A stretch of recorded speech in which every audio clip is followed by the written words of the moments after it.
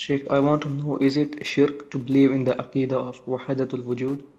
Jazakallah khair. Is it shirk to do what? To believe in the aqidah of Wahdatul Wujud. What is Wahdat al-Wujud? Aqidah which generally says that everything is a reflection of Allah Azza wa Jal So what in do the you universe. think? Yes, it's some sort of blasphemy, I think. It's not some sort, it is shirk and kufr to believe that everything in this universe is Allah.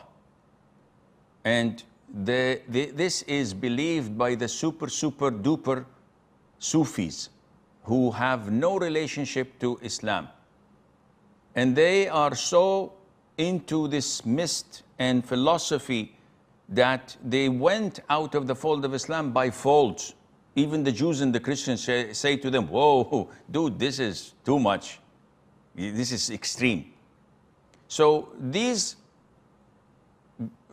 individuals would say that everything in this universe is Allah. They pass by a corpse of a dead dog and they say, I see Allah in it. A'udhu billah. So this is definitely shirk and kufr.